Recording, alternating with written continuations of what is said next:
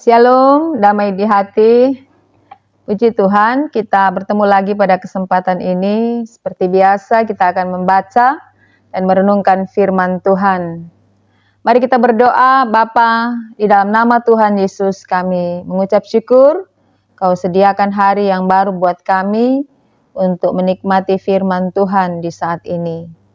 Pakailah hidup kami buat jadi berkat untuk banyak orang, nama Tuhan dipermuliakan. Ketika kami membaca Alkitab, mendengarkan firman Tuhan, Roh Kudus membantu kami dalam pengertian sehingga firman Tuhan kami boleh pahami, kami mengerti, dan kehidupan kami akan selalu selaras dengan firman-Mu. Berfirmanlah untuk kami Tuhan, kami sedia mendengar. Dalam nama Yesus kami berdoa. Amin. Bapak Ibu Saudara yang dikasihi Tuhan, kali ini kita akan membaca Injil Lukas pasal 22 ayat 47 sampai dengan ayat 53.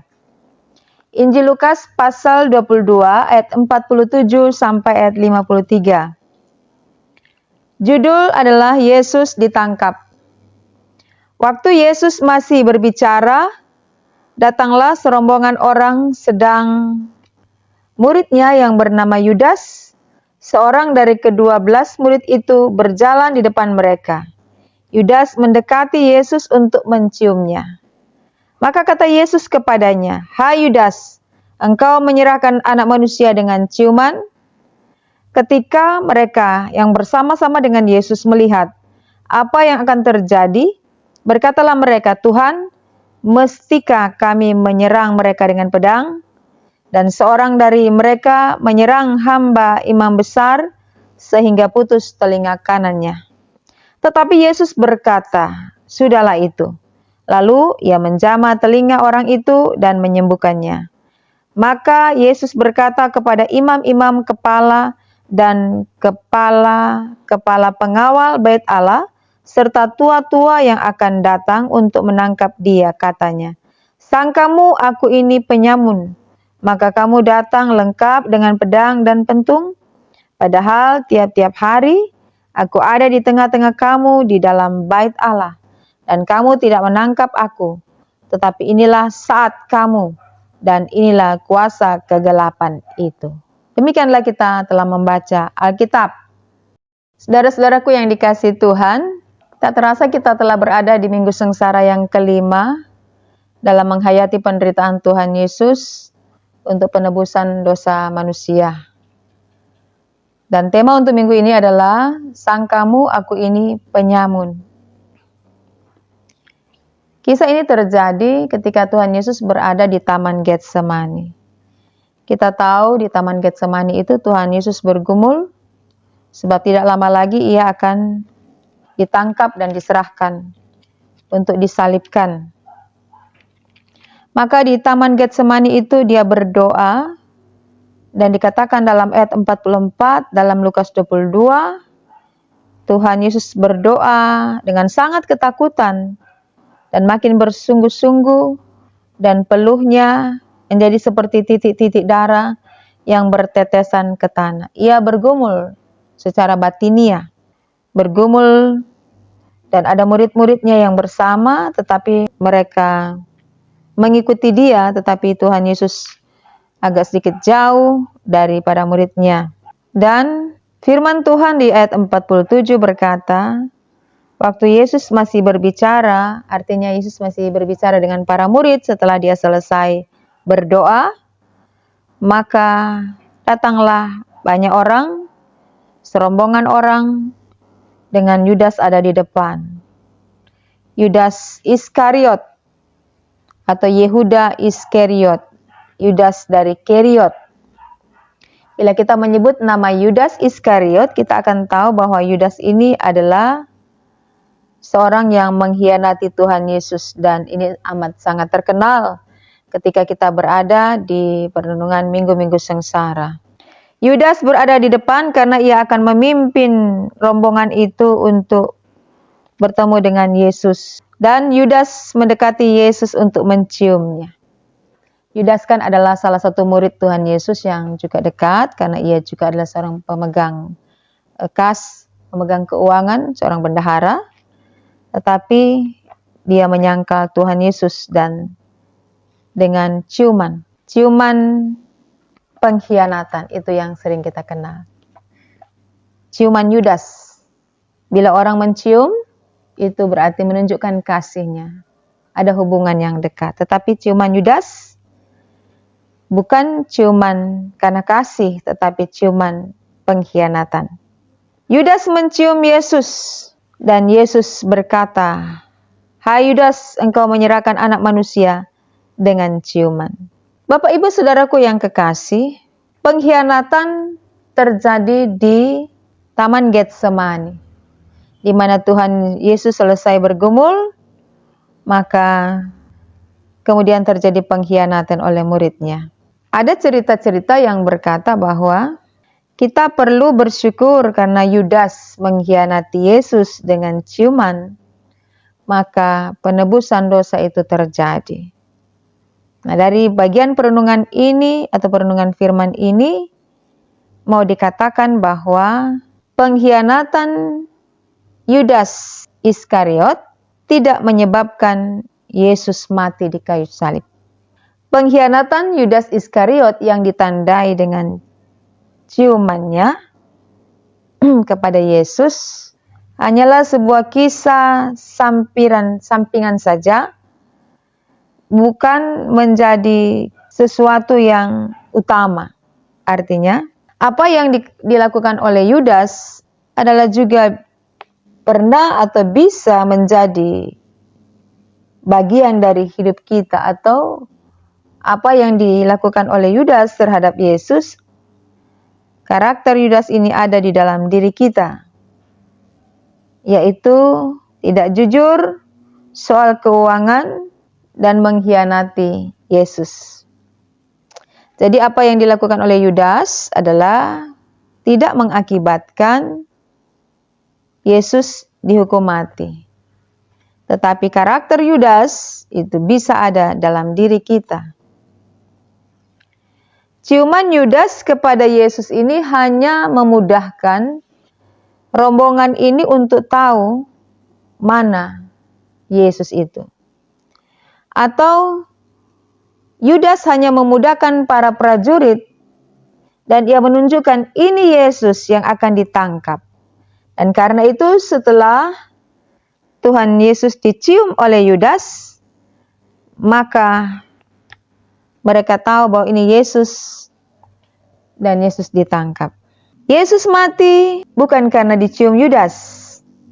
Artinya Yudas bukan menjadi penentu terjadinya kematian Yesus di kayu salib.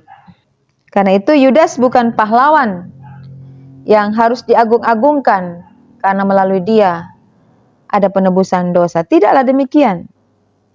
Sebab Yesus datang sebagai domba yang disalibkan untuk menjadi tebusan bagi kita semua.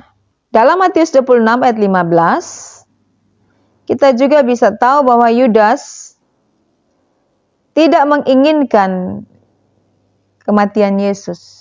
Dia hanya memudahkan para imam-imam kepala untuk mereka yang tadinya mau menangkap Yesus, maka dimudahkan dengan Yudas menjual Yesus dengan harga 30 keping perak. Kita bisa baca itu dalam Matius 26 ayatnya yang ke-15. Ia berkata, "Apa yang hendak kamu berikan kepadaku supaya aku menyerahkan dia kepada kamu?" Mereka membayar 30 uang perak kepadanya. Jadi yang dia inginkan adalah uang. Sehingga ketika dia menerima uang, maka selanjutnya dia memberikan tanda ciuman kepada Yesus. Barulah kemudian para rombongan yang ada pada malam itu menangkap Yesus. Mengapa disebut bahwa Yudas tidak menginginkan kematian Yesus? Karena ketika dia tahu Yesus akan disalibkan, maka dia menyesal dengan perbuatannya dan pada akhirnya ia menggantung diri. Saudara-saudaraku yang dikasihi Tuhan, Yesus mati di kayu salib karena ia dituduh menista agama atau menghujat nama Tuhan. Karena Yesus menjawab pertanyaan-pertanyaan dari imam Kayafas bahwa Yesus itu adalah Mesias. Yesus menyamakan dirinya dengan Bapa. Jadi bukan karena Yudas yang mencium Yesus lalu kemudian Yudas bisa kita sebut sebagai orang yang berjasa bagi penebusan dosa manusia. Tidaklah demikian. Tetapi karena menghujat nama Tuhan itu tuduhan yang diarahkan kepada Yesus. Tetapi kita melihat di sini bahwa apa yang dialami oleh Tuhan Yesus di Taman Getsemani ketika ia ditangkap, ia tidak melarikan diri. Tetapi ketika mereka datang untuk menangkap Yesus, Tuhan Yesus berkata, "Sangkamu aku ini penyamun, maka kamu datang lengkap dengan pedang dan pentung. Sangkamu aku ini pemberontak, aku ini penjahat. Maka kamu datang dengan serombongan orang dan bawa pedang dan pentung. Padahal setiap hari aku berada di bait Allah." Artinya, bisa saja mereka menangkap Yesus di bait Allah, tapi justru dengan serombongan orang, dengan alat-alat perlengkapan yang lengkap, mereka hendak menangkap Tuhan Yesus. Bukankah dalam penangkapan itu dengan banyak orang dan dengan perlengkapan pedang dan pentung, bukankah para imam-imam kepala, imam-imam besar ini telah menyamakan Yesus dengan seorang penyamun atau dengan seorang penjahat? Mungkin saja mereka mengira bahwa jangan-jangan Yesus melarikan diri ketika akan ditangkap, sehingga perlu banyak orang yang datang dan perlu alat-alat untuk menangkap dia. Ini adalah sebuah penghinaan yang dialami oleh Tuhan Yesus ketika ia akan ditangkap. Dan Tuhan Yesus tidak menolak atau Tuhan Yesus tidak melarikan diri. Justru ia merelakan diri untuk ditangkap. Tidak ada pembelaan diri. Dan ketika ada dari muridnya yang menebas telinga dari para rombongan ini, maka Yesus menyembuhkan orang itu. Yesus tidak perlu pembelaan dari siapapun, karena ia bisa membela dirinya sendiri. Tetapi ia tidak melakukannya. Suatu sikap yang sangat berani untuk siap menghadapi penderitaan dan bahkan kematian yang akan terjadi kepada dirinya. Sebab telah beberapa kali Yesus menyampaikan kepada para muridnya bahwa penderitaan, kematian sampai kepada kebangkitan itu akan terjadi kepadanya. Artinya ketika Tuhan Yesus mempersiapkan murid-muridnya untuk tahu dan mengerti rencana Allah terhadap dirinya, maka ia pun lebih siap daripada murid-muridnya. Bukankah kemampuan untuk menghadapi penangkapan ini adalah suatu keadaan yang bisa melemahkan Yesus? Tetapi ternyata keberadaannya di Taman Getsemani ketika ia berdoa, di sana ada malaikat Tuhan yang mendapatinya, yang menampakkan diri kepada Yesus. Ayat 43 dalam Lukas pasal 22, malaikat dari langit menampakkan diri kepada Yesus untuk memberikan kekuatan kepadanya. Sehingga ketika berkelanjutan dengan serombongan orang yang datang untuk menangkap Yesus, maka Yesus telah sedia menghadapi apapun risiko daripada ketaatannya kepada Bapa untuk melaksanakan karya keselamatan bagi dunia dan manusia. Saudara-saudara yang dikasihi Tuhan, kisah yang dialami oleh Yesus ini memberi sebuah pembelajaran kepada kita bahwa kita bisa saja berhadapan dengan orang-orang yang dekat dengan kita, yang kita tidak curigai, bisa saja berkhianat terhadap kita. Dari sini juga kita perlu belajar untuk berjiwa besar menghadapi segala penderitaan dan kesukaran yang mungkin saja terjadi dalam perjalanan hidup kita mengikuti Tuhan Yesus. Tetapi sekali lagi komitmen, ketaatan dari Tuhan menjalankan kehendak Bapa, itu dia dengan berani menghadapinya. Walaupun ada banyak hal-hal yang bisa saja membuat ia menjadi lemah. Pengkhianatan, penghinaan daripada serombongan orang yang datang ketika itu tidak mematahkan semangat dan kesetiaan Tuhan atas panggilan untuk pekerjaan yang besar ini, keselamatan bagi dunia dan manusia.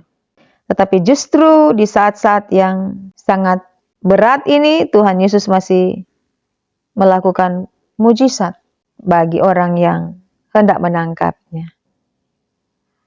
Bukankah kita bersyukur kepada Bapa bahwa daripada Yesus kita bisa belajar banyak hal untuk menghadapi apa saja, dalam kondisi apa saja, kita tetap berpegang pada keberanian untuk melakukan kebenaran.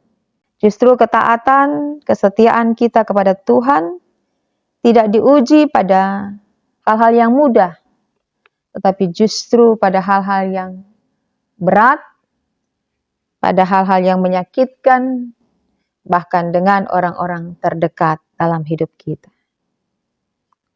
Kemampuan untuk menguasai diri, kemampuan untuk tidak melarikan diri dari ujian yang dihadapi oleh Yesus Kristus menjadi suatu yang berharga bagi kita dalam mengikuti Tuhan Yesus. Dalam penghinaan yang dilakukan oleh imam-imam besar ini, imam-imam kepala dan kepala pengawal bait Allah dan tua-tua yang datang untuk menangkap dia, Yesus tetap ada dalam ketenangan dan penguasaan diri. Perenungan kita di minggu-minggu sengsara ini, dan kita telah berada di minggu sengsara kelima, membuat kita semakin menyadari tentang kepengikutan kita terhadap Tuhan. Bahwa untuk kita mendapatkan selamat, itu dibayar dengan kerelaan dan kesediaan Tuhan menghadapi penderitaan demi penderitaan sampai kepada kematiannya. Menghadapi hujatan, penghinaan, tetapi itu tidak melunturkan panggilan atau tanggung jawab yang Tuhan emban bagi kita semua. Memantapkan kita untuk terus belajar dari Tuhan Yesus bagaimana tentang ketaatan dan kesetiaan kita kepada Dia. Tidak mudah untuk mengikuti Tuhan, karena bisa saja orang-orang terdekat kita bisa menjadi musuh atau melawan kita. Tetapi percayalah, kemenangan tidak terjadi dengan sendirinya, tetapi kemenangan demi kemenangan terjadi karena ketaatan kita dalam menghadapi segala sesuatu yang berat, segala sesuatu yang kita sebut sebagai pergumulan, tetapi kita tidak meninggalkan Tuhan. Firman Tuhan ini kiranya menguatkan kita semua, memampukan kita semua untuk tetap hidup di dalam Tuhan dan bersyukur bahwa Tuhan Yesus dengan kerelaannya bersedia menanggung semua penderitaan demi keselamatan seluruh umat manusia, termasuk kita di dalamnya. Tuhan Yesus memberkati. Amin. Mari kita berdoa. Bapa, terima kasih. Kami terus belajar daripada-Mu, menghadapi segala situasi, kondisi yang buruk, situasi yang pahit, yang Engkau alami, memberi sebuah introspeksi bagi diri kami, bahwa kami pun akan mengalami hal-hal yang sedemikian, sehingga kami tahu bagaimana mengambil tindakan, belajar tentang sikap yang kami pelajari daripada-Mu. Biarlah kami tetap setia kepada Tuhan, hidup benar, hidup jujur, bahkan tidak mengkhianati Engkau, setia dalam perjalanan hidup kami mengikuti Tuhan. Terima kasih Tuhan, dalam nama Yesus kami berdoa.